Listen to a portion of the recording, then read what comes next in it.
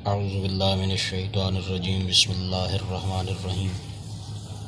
Today our lecture number 6 we will discuss convergence and divergence of sequence. सबसे पहले हम देखेंगे कि कन्वर्जेंस और डाइवर्जेंस से अमूमी क्या मानी मुराद लिए जाते हैं। ये हमारे पास सीक्वेंस आम तौर पर जब हम ये कहते हैं कि हमने इसकी कन्वर्जेंस या डाइवर्जेंस देखनी है तो जो अमूमी मुराद लिया जाता है वो इस तरह से लिया जाता है कि आप इसकी nth टर्म पर limit n approaches infinity apply कीजिए, कोई डेफिनेट नंबर आंसर आ जाए तो आप कहते हैं कि ये सीक्वेंस कन्वर्जेंट है। लेकिन अगर लिमिट अप्लाई करने पर या तो डू नॉट एग्जिस्ट या फिर इन्फिनिटी या माइनस इन्फिनिटी, तो फिर हम कहते हैं सीक्वेंस डाइवर्जेंट है, यानी ये डाइवर्ज करेगा। आइए एक अलग नुक्ता नज़र से कन्वर्जेंस और डाइवर्जेंस का हम आइडिया लेते हैं, थोड़ा सा डिफरेंट स्टाइल से देखते हैं इस बात को। आप सबको याद होगा कि क्लास 8th मैट्रिक या एफएससी में आपने लेंसेज के बारे में और मिरर्स के बारे में पढ़ा था। वहाँ से हम बात को यहाँ लेकर आते हैं कि कन्वर्ज से क्या मुराद है, डाइवर्ज से मुराद है। ये देखिएगा जी, ये हमारे पास कोई लेंस, ये उसका प्रिंसिपल एक्सिस है, ये उसका फोकल पॉइंट। हमने वहाँ एक चीज़ ये पढ़ रखी थी कि अगर पैरेलल प्रिंसिपल एक्सिस के पैरेलल रेज आएँ और इससे टकराकर एक और नुक्ते से पास कर जाएं, एक और पैरेलल रेज आई टकरा के इस पॉइंट से पास कर, फिर एक और पैरेलल रे आई इसे टकरा के इस पॉइंट से पास कर गई। लाइकवाइज इस तरफ से भी पैरेलल रे आई टकराई पॉइंट से पास कर गई। ये जो आप फिनोमेनन देख रहे हैं, ये जो आप प्रोसेस देख रहे हैं, आप देख रहे होंगे कि सारी रेज किसी एक पॉइंट पर फोकस हो रही, किसी एक पॉइंट से पास कर रही। इस बात को हमने वहां पर पढ़ा था कि ये रेज कन्वर्ज कर रही। और डाइवर्ज में हमने कैसे पढ़ा था कि हमारे पास कोई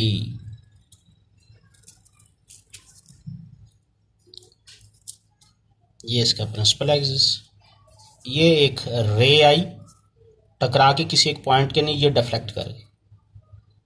एक और पैरेलल रे आई टकराई, ये डिफ्लेक्ट कर, ये पैरेलल रे आई टकराई डिफ्लेक्ट कर, ये डिफ्लेक्ट कर टकराई, तो ये क्या होगा? इस चीज़ को हमने पढ़ा था कि ये डाइवर्ज कर रही। तो कन्वर्ज की सेंस क्या मिली हमें? कन्वर्ज की हमें ये सेंस मिली कि जब हमारी कुछ चीज़ें, कोई रेज किसी एक पॉइंट की तरफ बढ़ रही हो, किसी एक पॉइंट की तरफ फोकस कर रही, तो हम उसे कन्वर्ज कहते हैं। लेकिन अगर फैल जाएं तो फिर हम उसे डाइवर्ज कहते हैं, कन्वर्ज नहीं कहते। यही हाल सीक्वेंस का है। ग्राफिकली ज़रा देखिएगा कि ये मेरे पास ये कोई पॉइंट है, लेट्स से दैट इस पॉइंट को मैं ये यूं ऐसे ड्रा कर देता हूँ, इसी को एल नाम दे देता हूँ। ये मेरे पास कुछ सीक्वेंस की टर्म्स हैं। ये देखें ये किस तरह बढ़ रही हैं, ये उस पॉइंट की तरफ जा रही हैं, तो ये इसका मतलब है ये इसको कन्वर्ज कर रही हैं। तो एक और सेंस देखिएगा, अगर मैं ये इसकी सीक्वेंस की टर्म्स बनाता हूँ तो ये देखें रफ्ता रफ्ता वक्त गुजरने के साथ with the passage of time इनके दरमियान फासला भी कम होता जा रहा है और ये किसी एक पॉइंट की तरफ कन्वर्ज कर रही हैं। ये एक पॉइंट, पहले इनमें गैप ज़्यादा था, फासला ज़्यादा था, रफ्ता रफ्ता इनमें गैप कम हुआ, किसी एक पॉइंट की तरफ जा रही। ये एक और पहले हमने देखा था कि ये सीक्वेंस की टर्म्स हैं, ये किसी एक पॉइंट एल की तरफ अप्रोच कर रहे हैं, तो ये कन्वर्जेंस की सेंस है। तो लेकिन जब हम यहाँ पर कन्वर्जेंस देखेंगे तो कन्वर्जेंस की कैटेगरीज हैं।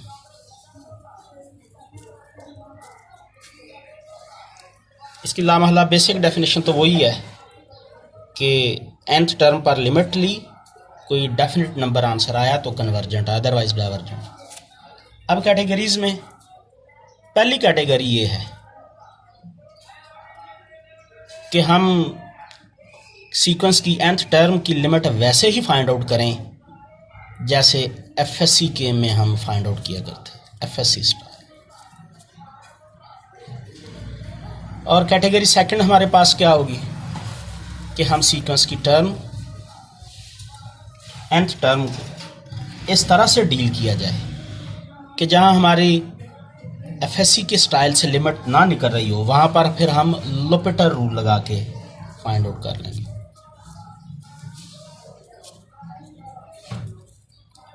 तीसरी कैटेगरी क्या होगी? तीसरी कैटेगरी ये होगी कि हम सीक्वेंस को मोनोटोनिक एंड बाउंडेड शो कर दें। फोर्थ गया जी, कोई थ्योरम अप्लाई कर दें।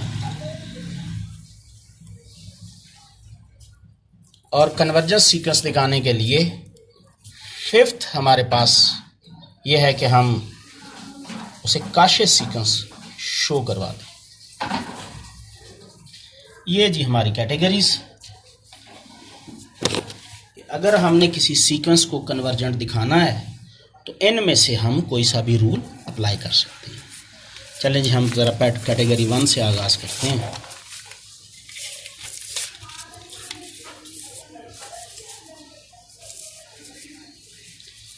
सबसे पहले हमारे पास क्वेश्चन है, सीक्वेंस an 3n+4 जी, इसकी nth टर्म है 3n+4। अब आप मुलाहजा कीजिए कि n1 लगाएं, n1 पुट करने पर 3 into 1 + 4 दैट इज 7। और अगर आप n2 लगाते हैं तो क्या हो जाएगा जी? 3 into 2 + 4, ये बन जाएगा हमारे पास 10। और अगर आप n3 लगाते हैं तो ये हमारे पास 13 बन जाएगा। तो ये सीक्वेंस क्या बना? 7, 10, 13 so on। अब आप इसमें मुलाहजा करें कि ये मुसलसल इंक्रीजिंग है, इसकी कोई अपर बाउंड एग्जिस्ट नहीं करती। तो जब इसकी अपर बाउंड भी हमें नहीं मिल रही, क्योंकि ये इंक्रीजिंग है, हर अगली टर्म पिछली टर्म से बढ़ रही है, तो ये किसकी तरफ अप्रोच करेंगी? जब हम n को इंक्रीज करते जा रहे हैं, ये देखिए, तो हमारे पास जो an है वो इन्फिनिटी को अप्रोच कर रही है। चूँकि an का कोई डेफिनेट आंसर नहीं आता, तो ये हमारे पास डाइवर्जेंट सीक्वेंस कहलाएगा। चलिए एक और एग्जांपल से देखते हैं। Another question which is 2 over nth term है 2 over n square plus 3 under root। सब स्टूडेंट्स इस बात को ज़रा ध्यान से सुन लें, गौर से सुन लें कि अमूमी तौर पर nth टर्म की जब लिमिट फाइंड आउट करनी हो तो हम कोशिश करेंगे कि एफएससी के स्टाइल से निकाल सकें। अब एफएससी में क्या था? वहाँ पर अलजेब्रिक टेक्निक्स का इस्तेमाल किया जाता था। Algebraic techniques. वो अलजेब्रिक टेक्निक्स क्या हुआ करती थी? सबसे पहले आप कुछ कॉमन ले सकते हैं तो कॉमन ले लें। नंबर 2, फैक्टराइज कर सकते हैं तो फैक्टराइज कर लें। नंबर 3, कैंसिल कर सकते हैं तो कैंसिल कर लें। नंबर 4, कोई फार्मूला अप्लाई कर सकते हैं तो फार्मूला अप्लाई कर लें। ये जी हमारी वहाँ पर अलजेब्रिक टेक्निक्स थी। तो ज़रा देखें, यहाँ हमने लिमिट अप्लाई करनी है, तो कैसे हम सॉल्व करेंगे? Limit n approaches to infinity an equal limit n approaches to infinity 2 over n square plus 3 under root. चलें इसे एवेलुएट करते हैं जी। Limit n approaches to infinity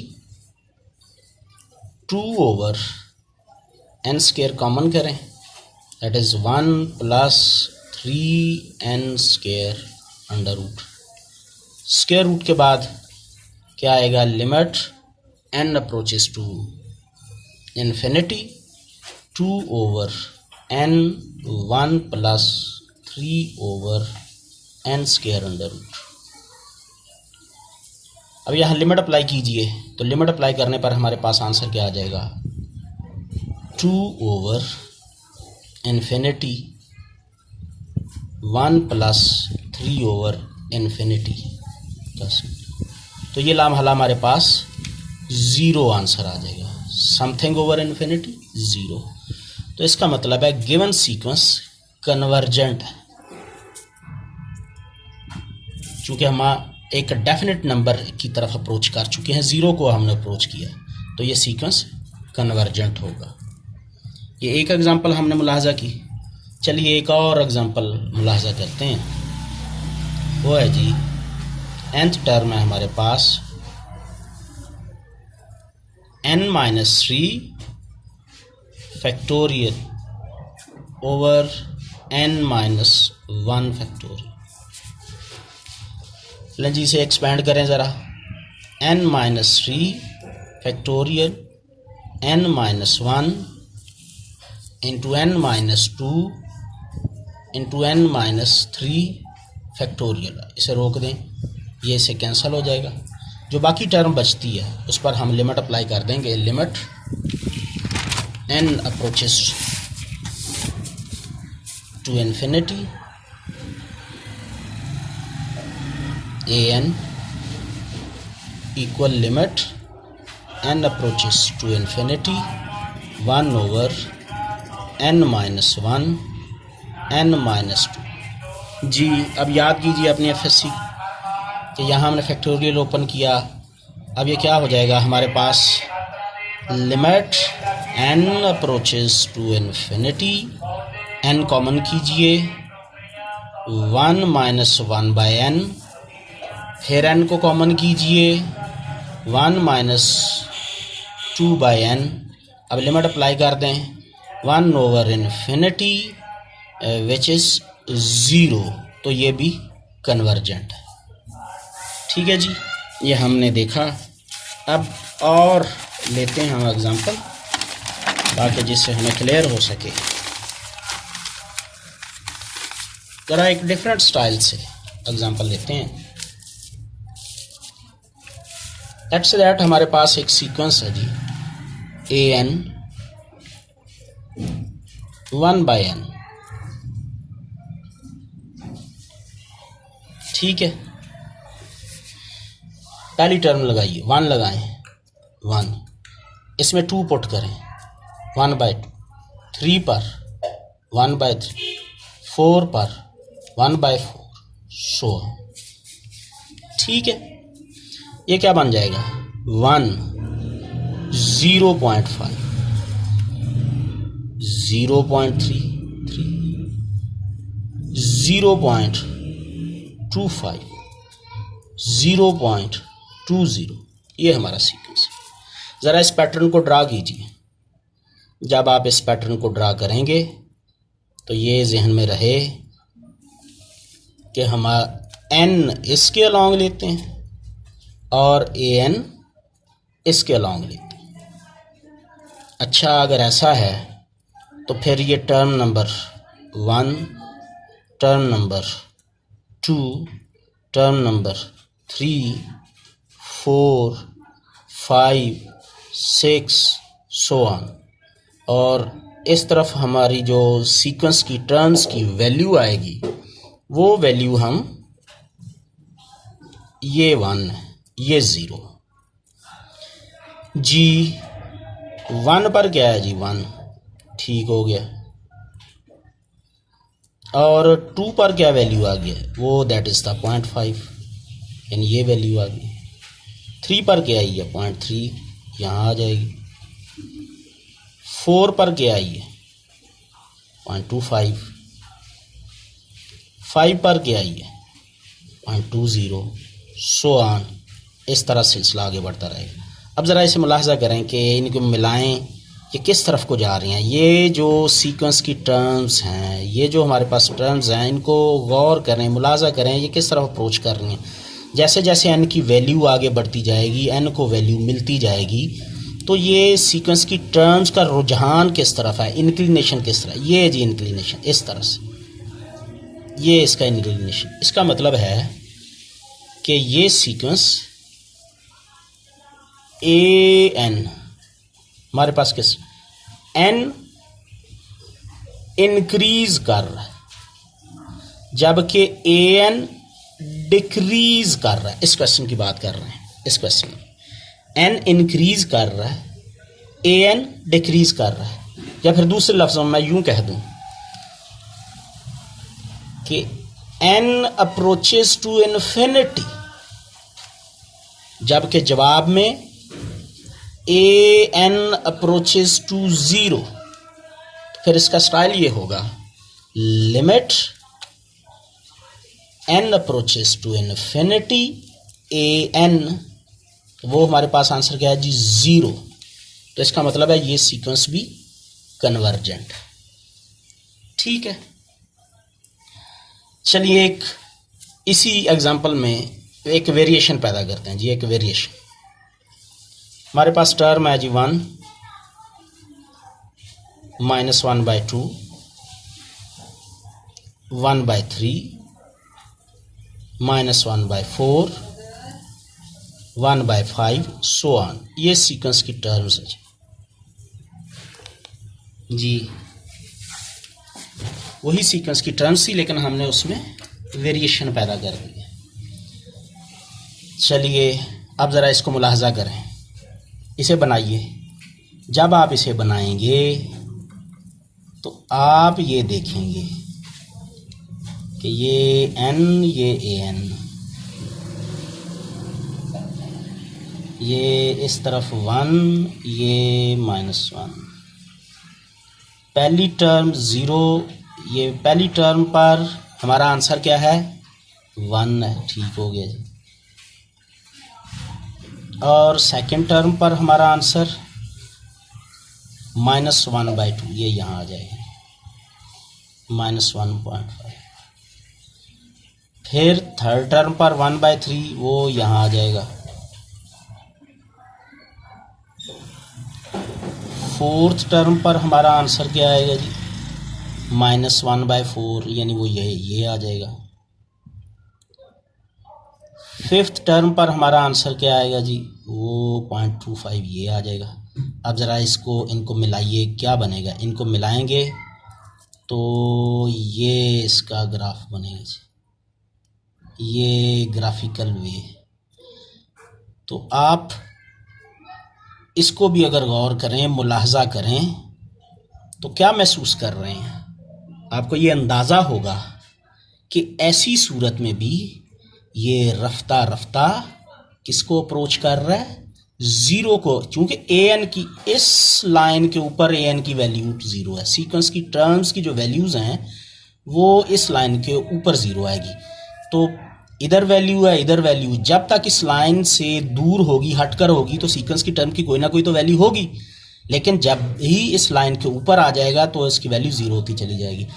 अब ये किस अंदाज में सीक्वेंस है ए एन, ये इस अंदाज में है जी, ये एन 1, चूँकि हमारी टर्म्स एक पॉजिटिव एक नेगेटिव है तो n+1 ये इसकी nth टर्म बनी, ये है हमारा सीक्वेंस। अब इस पर लिमिट अप्लाई कीजिए। जब आप इस पर लिमिट अप्लाई करेंगे n approaches to infinity an, क्या आएगा हमारे पास, limit n approaches to infinity -1 power n+1 over infinity n। अब ये जो n को वैल्यू मिलेगी, इससे क्या होगा, टर्म कभी पॉजिटिव हो जाएगी, कभी नेगेटिव, कभी पॉजिटिव कभी नेगेटिव, या यूं कह लें कि कभी इवन पावर बन जाएगी तो ये -1 नहीं रहेगा बल्कि 1 बन जाएगा, और अगर ये ऑड पावर बन गई तो यही नेगेटिव बन जाएगा। और ये 3 जब n को नंबर मिलेगा तो ये इसकी एक्चुअल वैल्यू 1 या 1/2 1/3 ये माइनस बस वेरिएशन के लिए। तो इस पर भी लिमिट अप्लाई करें, 0 आंसर आएगा और ये भी कन्वर्जेंट होगी। ये हमने एक और एग्जांपल देखी। तो ये दोनों तरह से हमने ग्राफिकल रिप्रेजेंटेशन के साथ भी कन्वर्जेंस चेक कर ली है, और एफएससी की जो अलजेब्रिक टेक्निक्स हैं उनके साथ भी हमने ये चेक कर ली है। अब हम नेक्स्ट कैटेगरी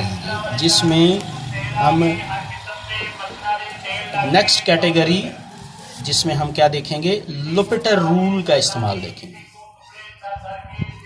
लोपिटल रूल ये कब और कैसे लगाया जाता है, ज़रा आपने इस बात को फॉलो करना है, समझना। मैं आपके सामने क्वेश्चन रखता हूँ लोपिटल रूल के हवाले से। ये हमारे पास एक क्वेश्चन है जी, लॉग nth टर्म है जी natural log n+1 over n factorial over n under root, ये है natural log n+1 over n under root, ये हमारा क्वेश्चन है, nth टर्म।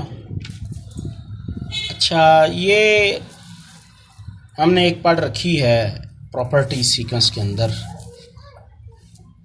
कि अगर इसे fn कहा जाए, natural log n+1 over n under root, और ये 1 फ्रॉम 1 टू इन्फिनिटी, ये क्या हो, इस इंटरवल पर कंटिन्यूस हो, तो फिर दोनों का बिहेवियर सेम आता है। इसका मतलब मैं इसको लिख सकता हूँ fx natural log x+1 over x under root. Variable की चेंज से इसकी सेहत पर कोई असर नहीं पड़ेगा, वेरिएबल चेंज से भी फंक्शन एज इट इज़ ही रहता है। अब ये fx natural log x+1 over x, एक बात यहाँ पर याद रखिएगा, ऐसे क्वेश्चन जिसमें लिमिट एवेलुएट ना हो रही हो, यानी आप लिमिट अप्लाई करते हैं तो आपका आंसर क्या है जी, इन्फिनिटी बाय इन्फिनिटी बन जाए, आपका आंसर 0/0 बन जाए, आपका आंसर इन्फिनिटी की पावर 0 बन जाए। इस किस्म की चीज़ें जब बन रही हों तो फिर हम लोपिटल रूल अप्लाई करते हैं। लोपिटल रूल ये कहता है कि वो फंक्शन जिसमें ऐसी चीज़ें बन रही हों, लिमिट के अप्लाई करने पर ऐसी चीज़ें बन रही हों, तो वहाँ पर आप उसका एक नया फंक्शन बना लीजिए। कैसे, इसका नोमिनेटर का अलग डेरिवेटिव, डिनोमिनेटर का अलग डेरिवेटिव। इसका क्या बन जाएगा, 1 ओवर x+1 डिवाइडेड बाय इसका 1 ओवर 2x अंडर रूट। तो ये फिर फाइनली हमारे पास क्या आया, ये आ जाएगा 2x under root over x+1। अब भी आप लिमिट लगाएंगे, यानी if x approaches to infinity, तो ये हमारे पास इन्फिनिटी बाय इन्फिनिटी आएगा। तो इसका ये मतलब हुआ कि एक दफ़ा फिर डेरिवेटिव हासिल किया जाएगा, एक नया फंक्शन फिर हमारे पास बन जाएगा। एक दफ़ा फिर डेरिवेटिव लेने से देखिए बन जाएगा 1/2x under root divided by 1/1। तो ये क्या बना हमारे पास 1/x under root. Limit apply कीजिए, n approaches to infinity, x approaches to infinity, 1/x under root. तो ये 1/इन्फिनिटी दैट इज़ 0 आ जाएगा, ये कन्वर्जेंट है। रिजल्ट क्या निकला, hence natural log n plus n 1/n under root, ये जो सीक्वेंस है ये कन्वर्जेंट साबित हुआ। ये है जी लोपिटर रूल के इस्तेमाल से एक हमने क्वेश्चन सॉल्व किया। एक और क्वेश्चन की ट्राई करते हैं with the help of L'Hopital rule. उसकी nth टर्म है हमारे पास e⁻n/n जी। अब यहाँ पर आप लिमिट लेते हैं तो लामहला यानी इफ n अप्रोचेज इन्फिनिटी, तो जो हमारे पास an की जो शक्ल आएगी वो इस किस्म की आएगी। तो इससे हमने बचना है, तो वो कैसे बचेंगे, लोपिटर रूल से। लोपिटर रूल हमें कहता है कि अप्लाई यूज लोपिटर रूल। लोपिटर रूल हमें ये कहता है कि आप लिमिट लें, इसका न्यूमरेटर डिनोमिनेटर का एक दफ़ा अलग अलग डेरिवेटिव ले लें। en का डेरिवेटिव en ही होगा और n का फिर 1 और ये n अंडर रूट का 1। ठीक है जी। तो अब यहाँ पर आप एक दफ़ा फिर इस पर लिमिट अप्लाई करेंगे तो फिर चेक कर लेंगे कि इसका आंसर क्या बनता है। हमारे पास ये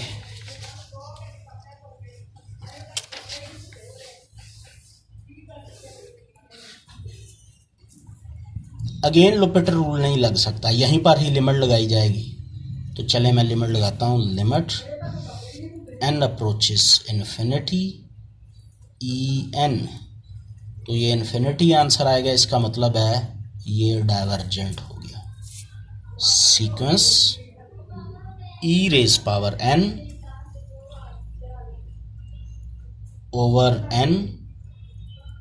डाइवर्जेंट। ठीक है जी, ये भी हमने साबित कर दिया कि ये लोपिटर रूल के इस्तेमाल के बाद डाइवर्जेंट होगा।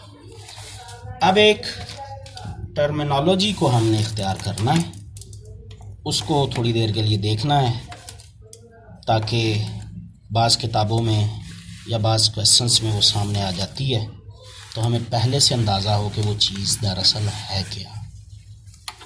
वो है जी हमारे पास एक डेफिनेशन, रिकर्सिव डेफिनेशन या रिकरियन फार्मूला। रिकरियन फार्मूला या फिर आप यूं कह लें sequences recursively defined. Sequences recursively defined, ये कैसा फार्मूला होता है? ये दरअसल रिकरियन फार्मूला या सीक्वेंस रिकर्सिवली डिफाइंड ये भी रूल होता है।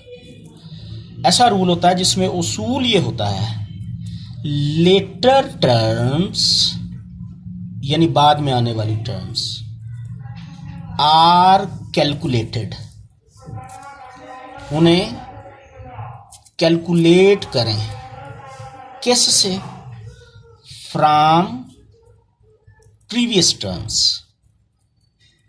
ये बात आपने याद रखनी है कि सीक्वेंसेस, ऐसे सीक्वेंस जो रिकर्सिवली डिफाइंड हों उनका रिकरियन फार्मूला दिया गया होता है, तो फिर हम उनको रिकरियन फार्मूला की मदद से डिफाइन करते हैं।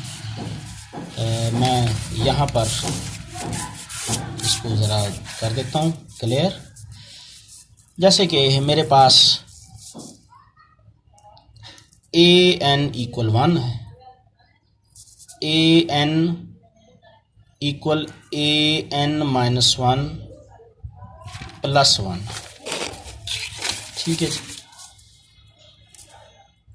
अब पहली टर्म तो है, तो n ग्रेटर देन 1 के लिए स्टार्ट किया जाएगा। अच्छा, ऐसे रिकरियन फार्मूला में या सीक्वेंस जो रिकर्सिवली डिफाइंड हो, उसमें सवाल का आगाज़ करने के लिए एक या दो टर्म आपको पहले से दे दी जाती है। अच्छा चलें, पहली टर्म तो दे दी गई। अब n2 अप्लाई करें, n2 अप्लाई करें तो क्या होगा, a2 माइनस 1 प्लस 1, यानी a2 a1 plus 1, a2 a1 क्या जी 1 प्लस 1, दैट इज़ 2 आंसर आ गया। इसी तरह जब आपने थर्ड टर्म निकालनी है तो a2 में 1 ऐड होगा। जब आपने फोर्थ टर्म निकालनी है तो थर्ड टर्म में 1 ऐड होगा। इस तरह के काम को हम रिकर्सिवली डिफाइंड सीक्वेंस कहते हैं। बाकी हम इंशाल्लाह नेक्स्ट देखेंगे कुछ और भी इस हवाले से, सीक्वेंस के हवाले से।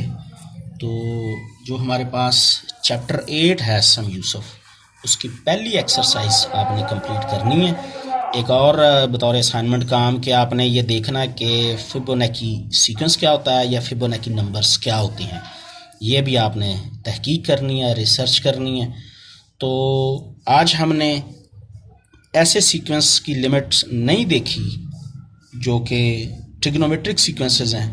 नेक्स्ट इंशाल्लाह हम ट्राई करेंगे एक ऐसा लेक्चर जिसमें हमने ट्रिग्नोमेट्रिक फंक्शन की जो सीक्वेंस है या ट्रिग्नोमेट्रिक टर्म्स जिसमें इन्वॉल्व होती हैं, उसकी कन्वर्जेंस और डाइवर्जेंस कैसे होगी। Thank you very much. अल्लाह हाफिज़।